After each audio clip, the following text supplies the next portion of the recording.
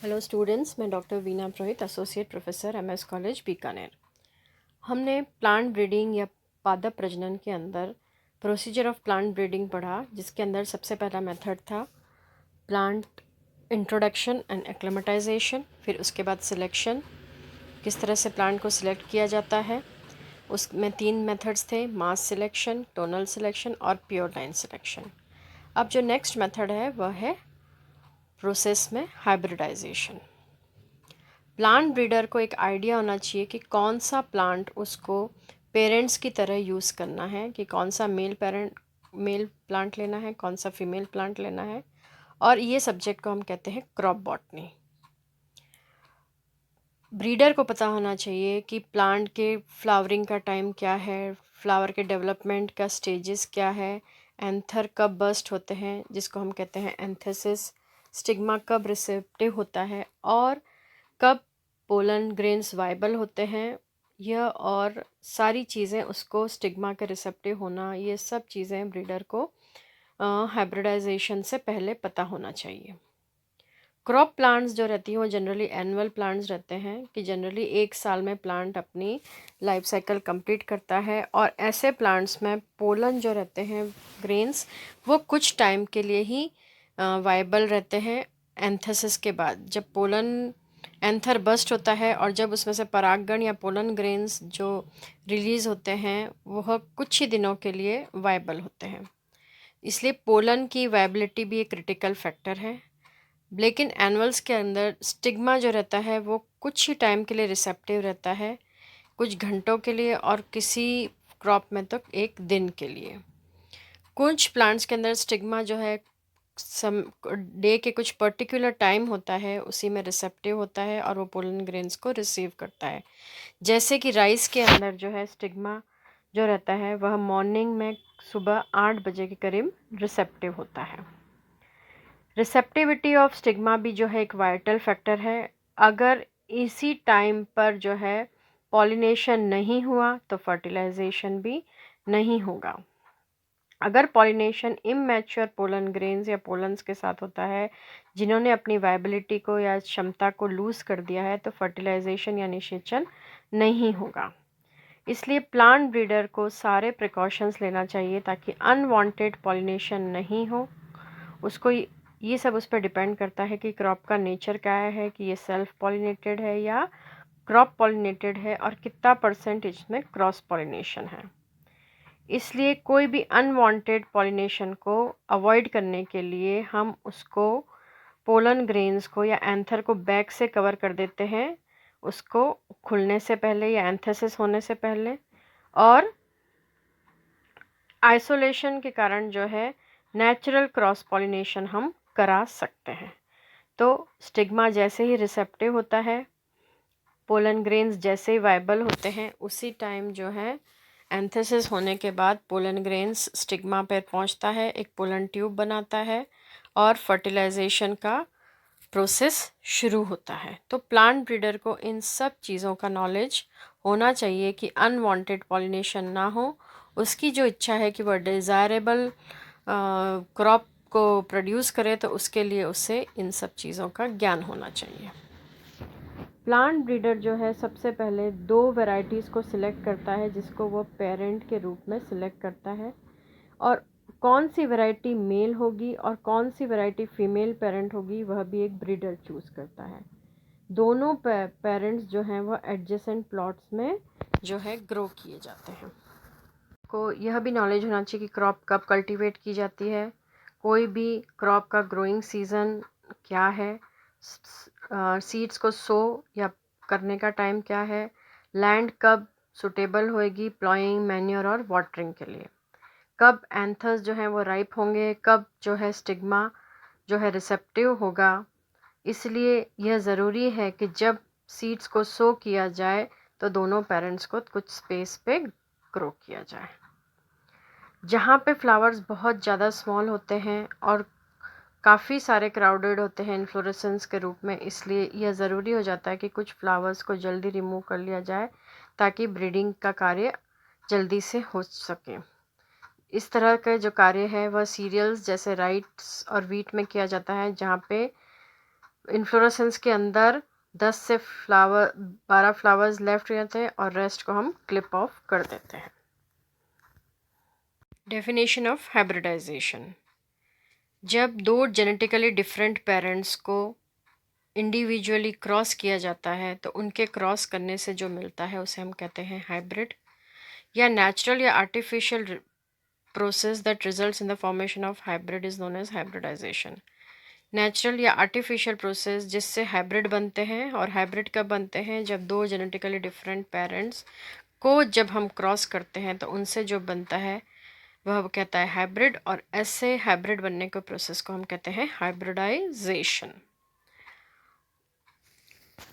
Hybrid का जो production है वह दो इंडिविजुअल पेरेंट्स को क्रॉस करने से होता है जिनका जेनेटिकल कॉन्स्टिट्यूशन डिफरेंट हो। हाइब्रिडाइजेशन एक इम्पॉर्टेंट मेथड है ताकि दो डिफरेंट प्लांट्स के कैरेक्टर्स को हम कंबाइन कर सकें। हाइब्रिडाइजेशन जो रहता है वह ऑर्गेनिज्म के जेनेटिक कंटेंट को चेंज नहीं करता है, लेकिन जो नया हाइब्रिड बनता है उसके अंदर दोनों जो जेनेटिकली डिफरेंट पेरेंट है उनके जो है जीन्स का कॉम्बिनेशन हो जाता है।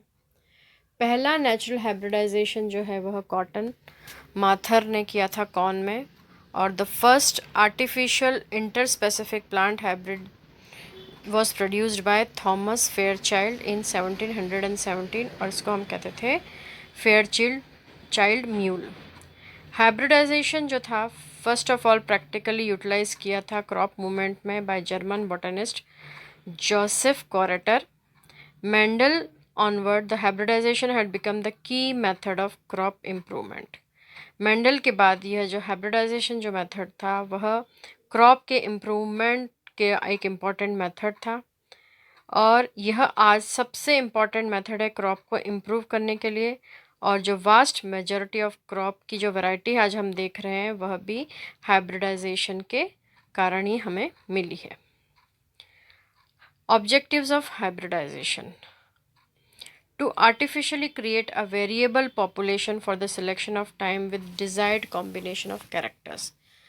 एक पॉपुलेशन को क्रिएट करना, पहले पेरेंट्स को सिलेक्ट करना जिनके अंदर डिज़ायर्ड कॉम्बिनेशन ऑफ कैरेक्टर्स है। मतलब दो अलग अलग पेरेंट्स को जिसके अंदर हमारे डिज़ायर्ड कैरेक्टर्स हैं, मेल में यह डिज़ायर्ड कैरेक्टर है, फीमेल में जो डिज़ायर्ड कैरेक्टर प्लांट ब्रीडर चाहता है, जब उन दोनों को क्रॉस किया जाता है तो जो वेरिएबल पॉपुलेशन मिलता है को प्राप्त करना ही एक हाइब्रिड प्लांट ब्रीडर का ऑब्जेक्टिव है। To combine the desired character into single individual, अलग अलग पेरेंट्स के अंदर जो कैरेक्टर हैं वह एक सिंगल इंडिविजुअल में प्राप्त हो जाएं, यह भी ऑब्जेक्टिव है हाइब्रिडाइजेशन का। To exploit and utilise the hybrid varieties, hybrid varieties को एक्सप्लॉइट करना और ज़्यादा से ज़्यादा यूज़ करना। टाइप्स ऑफ हाइब्रिडाइजेशन, हाइब्रिडाइजेशन जो है वह अलग अलग टाइप्स का है। पहला है इंट्रावेराइटल, जब क्रॉस किए जाते हैं सेम वैरायटी के प्लांट्स में तो उसे हम कहते हैं इंट्रावेराइटल हाइब्रिडाइजेशन। इंट्रावेराइटल हाइब्रिडाइजेशन अंतरा किस्मीय संकरण, जब एक ही किस्म के पौधों में संकरण किया जाए, और जब hybridization between the plants of same variety, जैसे के लिए एग्जाम्पल ब्रेसिका ओलिरेसिया कैपिटाटा और ब्रेसिका ओलिरेसिया कैपिटाटा दोनों ही एक ही किस्म है और इनके बीच का संकरण होना। इंटरवेराइटल और इंटरस्पेसिफिक हाइब्रिडाइजेशन, एक ही जाति के दो अलग अलग किस्मों में क्रॉस कराया जाए तो उसे हम अंतर किस्मीय या इंटरवेराइटल या इंटरस्पेसिफिक हाइब्रिडाइजेशन कहते हैं। Crosses are made between the plant belonging to two different variety, एक ही प्लांट की अलग अलग दो वैरायटी के बीच में क्रॉस, जैसे कि ब्रेसिका ओलिरेसिया वैरायटी कैपिटाटा और Brassica oleracea variety botrytis. Brassica की दो वैरायटी के बीच में क्रॉस इंटरवेराइटल। इंटरस्पेसिफिक और intragenic hybridization, the crosses made between two different species of the same genus, जब एक ही वंश की दो भिन्न जातियों में क्रॉस कराया जाता है तब सूखा या रोग प्रतिरोधक जैसे कुछ महत्वपूर्ण जीन एक जाति से दूसरी जाति में स्थानांतरण हो जाते हैं और इनमें हाइब्रिड विगर या संकर ओज देखने को मिलता है, जैसे ब्रेसिका कैम्पेस्ट्रिस और ब्रेसिका जेनेशिया। इन दोनों के बीच का क्रॉस जो है वह हाइब्रिड विगर या संकर ओज उत्पन्न करता है। Cross made between two different species, एक ही जीनस है ब्रेसिका, उसकी दो अलग अलग स्पीशीज ब्रेसिका कैम्पेस्ट्रिस और ब्रेसिका जेनेशिया।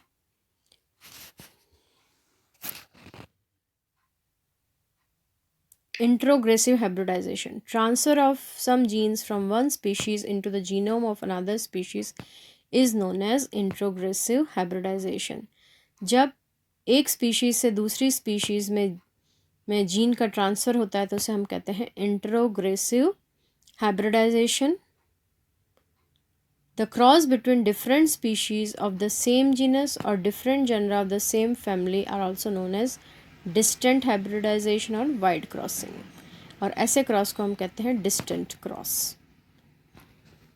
एक लास्ट है इंटरजेनेरिक हाइब्रिडाइजेशन, जब दो भिन्न भिन्न वंशों के दो पौधों में क्रॉस किया जाता है तो एक नई किस्म का पौधा उत्पन्न होता है, उसे हम कहते हैं इंटरजेनेरिक।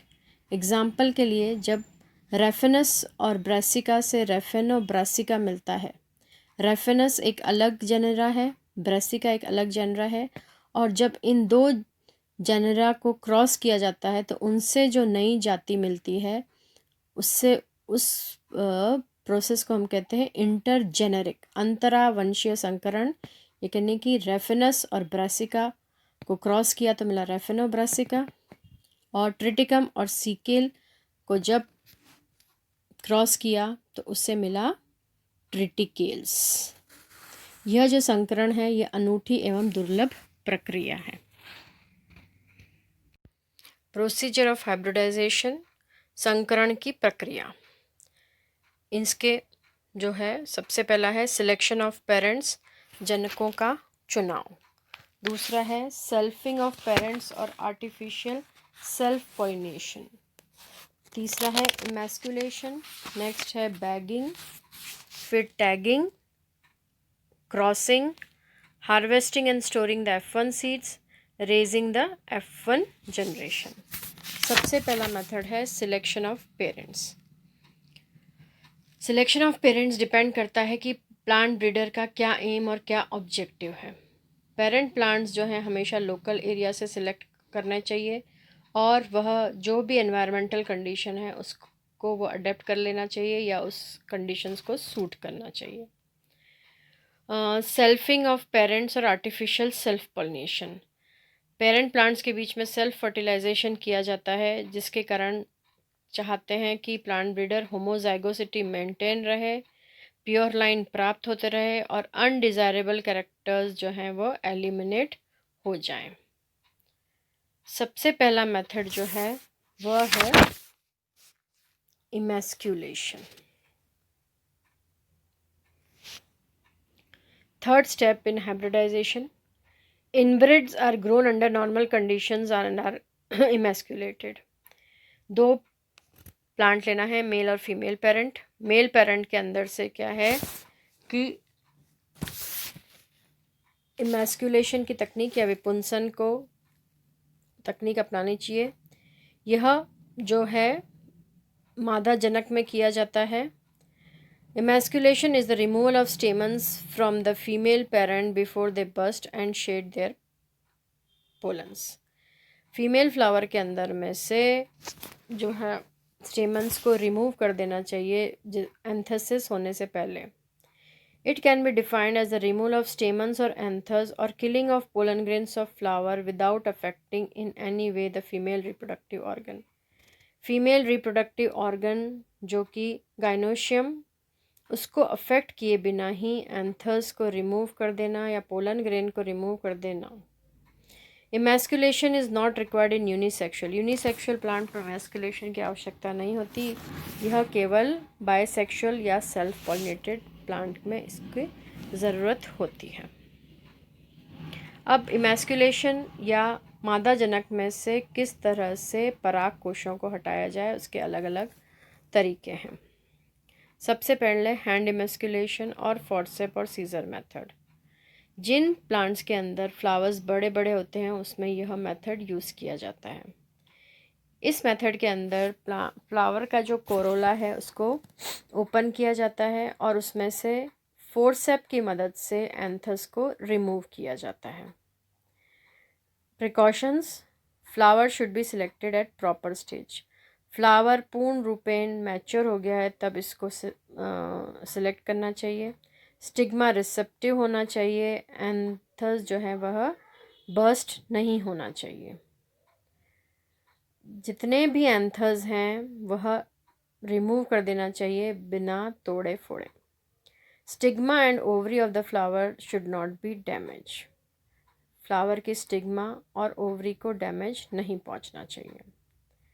नेक्स्ट है हॉट वाटर ट्रीटमेंट। स्टेमन्स को जो है फोर्सेप से रिमूव करना माइन्यूट फ्लावर्स में बहुत डिफ़िकल्ट हो जाता है। स्मॉल फ्लावर्स के अंदर जो है मैस्कुलेशन जो है हॉट वाटर में डालने से जो रहता है रिमूव कर दिए जाते हैं with in the period of 1 to 10 minutes. तो फोर्सेप की बजाय गर्म पानी में जब हम फ्लावर्स को डालते हैं वे फ्लावर्स जो काफ़ी स्मॉल होते हैं जैसे कि बाजरा और ज्वार। टाइम जो रहता है वो अलग अलग रहता है।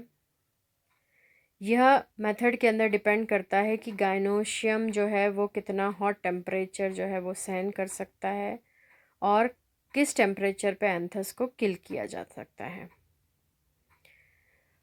इसके अंदर एक सिलेंड्रिकल मेटेलिक कंटेनर होता है जिसके अंदर होता है एक hole, one and two pass over the bajra और ज्वार हेड। आफ्टर जैसे ही पैनिकल को इंसर्ट किया जाता है कंटेनर के अंदर उसके कॉर्क से उसको क्लोज कर दिया जाता है। A 35 centimeter long rubber tube or belt is stretched over the side of the container. एक रबर ट्यूब जो है एक कंटेनर के साइड में लगा दी जाती है and when in use this tube is tied over round the peduncle of the head. जब यूज़ में लेना होता है तब इसको हेड हेड के पेडनकल के अराउंड बांध दिया जाता है। टेम्परेचर को मेजर करने के लिए थर्मोमीटर प्लेस किया जाता है कंटेनर के अपर साइड में। In the field water is carried in a thermos. The panicle is inserted in the container prior to blooming for a particular duration of the time. वो जो panicle है उसको container में डाल दिया जाता है। जैसे ही पोलन ग्रेन्स राइस के जब उनको इमर्स किया जाता है 5 to 10 मिनट्स हॉट वाटर में एट 40 to 44 डिग्री सेंटीग्रेड में, तब इस टेम्परेचर पे और 5 से 10 मिनट में जो पोलन ग्रेन्स हैं वो राइस के किल हो जाते हैं। Cold water treatment. Hot water की तरह कोल्ड वाटर भी जो है पोलन ग्रेन्स को जो है किल कर देता है बिना गाइनोशियम को डैमेज करे हुए। राइस के अंदर 0 to 6 डिग्री टेम्परेचर जो मेंटेन किया जाता है ताकि पोलन ग्रेन्स को किल कर सके। ये जो मेथड है यह हॉट वाटर से कम इफ़ेक्टिव होता है। Alcohol treatment method. This method is not commonly used for emasculation because duration of treatment is an important factor since a very short duration is required, failing which even the gynoecium may be damaged. Alcohol treatment method जो है वह generally emasculation के लिए use नहीं किया जाता है क्योंकि ये माना जाता है कि अल्कोहल में जब हम डिप करते हैं तो बहुत छोटे टाइम में ही गाइनोशियम डैमेज हो जाता है। तो ये फ्लावर और इन्फ्लोरेसेंस को जब हम अल्कोहल में डिप करते हैं तो एक सुटेबल कॉन्सेंट्रेशन होना चाहिए और एक छोटे टाइम पीरियड में के लिए ही उनको डिप करना चाहिए। जब हम अल्फ़ा में डिप करते हैं तो 10 सेकेंड अल्फ़ा को जब हम डिप करते हैं तो 10 सेकेंड के अंदर और 57% अल्कोहल ही सफिशिएंट होता है कि वह पोलन ग्रेन्स को किल कर सके। Suction method. जिन क्रॉप्स के अंदर बहुत माइन्यूट फ्लावर्स होते हैं उनमें यह मेथड यूज़ किया जा सकता है। इस मेथड के अंदर एक कुछ अमाउंट का प्रेशर अप्लाई किया जाता है जिसके कारण एंथस को हम सक कर सके ताकि एंथस पोलन ग्रेन्स ही जो हैं वो सक्शन के द्वारा बाहर आ जाएं और फ्लावर के अंदर गायनोशियम इंटैक्ट रहे। हालांकि इस मेथड में 10 से 15% सेल्फ पॉलिनेशन हो जाता है, कुछ कुछ एंथस रह जाते हैं, इसलिए यह एक मेजर ड्रॉबैक है इस मेथड का। स्टेरिलिटी और सेल्फ इनकम्पैटिबिलिटी मेथड। नरबंध्यता या आत्म अनिषेचता विधि।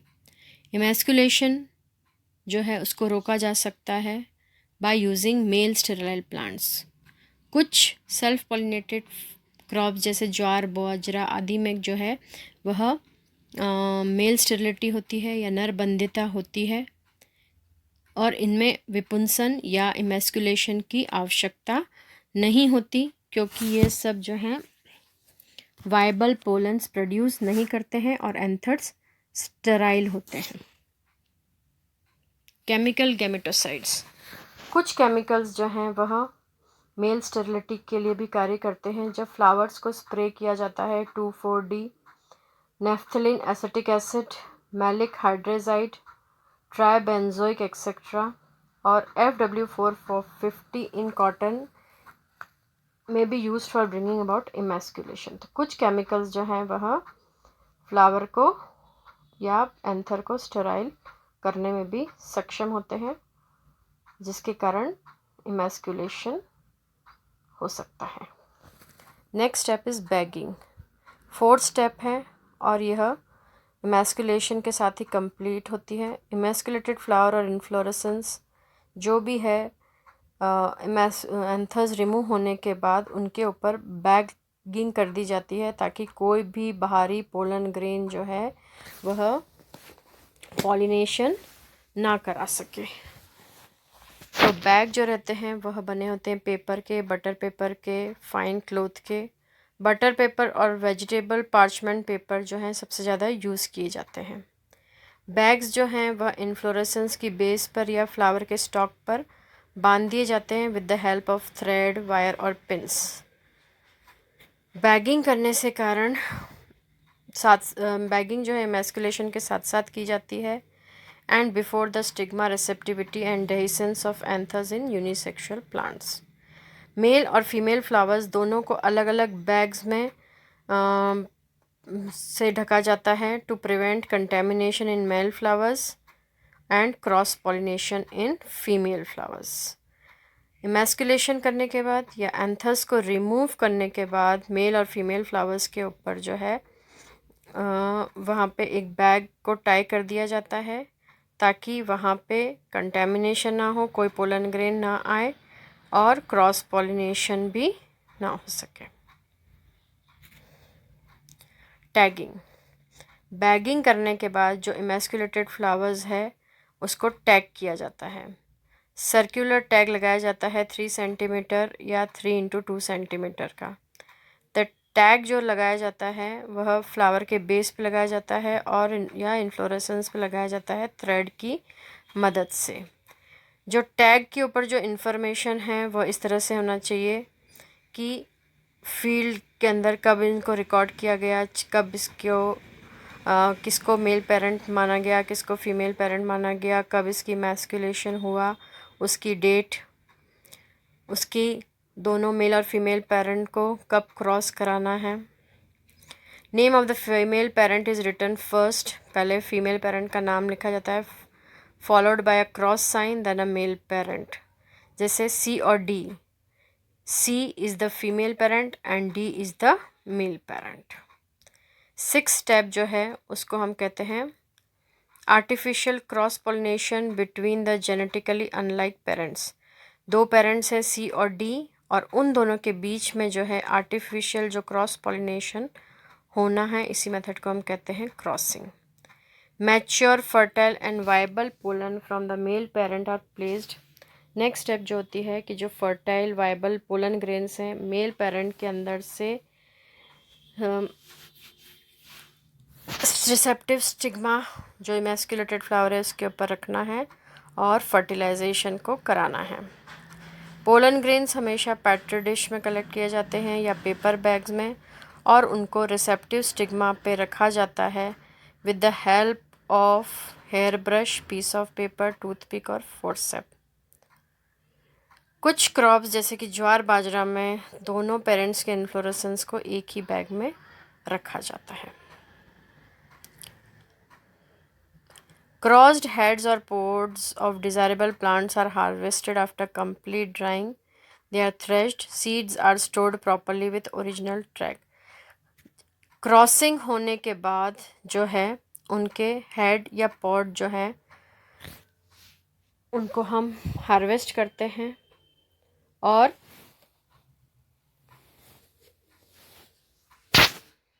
इनके सीड्स को हम स्टोर कर लेते हैं विथ ओरिजिनल टैग्स। फिर जैसे ही सीज़न आता है, जो सीड्स मिले हैं हमको क्रॉसिंग के बाद वह सो किए जाते हैं to get F1 generation. Plants of F1 generation are progenies of cross seeds and therefore the hybrid. तो यही मेल और फीमेल पेरेंट को क्रॉस करने के बाद या जो उनसे सीड्स मिलते हैं उनको क्रॉस करने के बाद जो F1 प्रोजेनी मिलती है उन्हीं को हम कहते हैं हाइब्रिड्स, और ऐसे प्रोसेस को हम कहते हैं हाइब्रिडाइजेशन।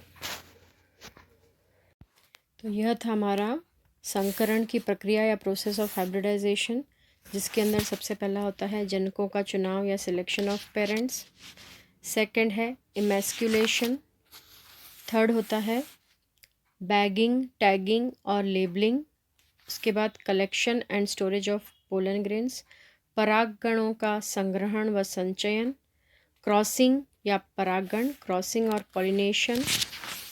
उसके बाद collecting hybrid seeds and growing F1 generation, parents को क्रॉस करने के बाद संकर बीजों को एकत्रित करना व F1 पीढ़ी को उगाना, और लास्ट में releasing of variety.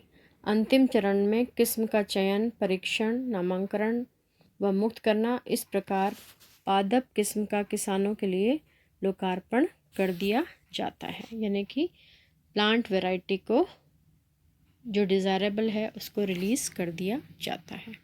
Thank you.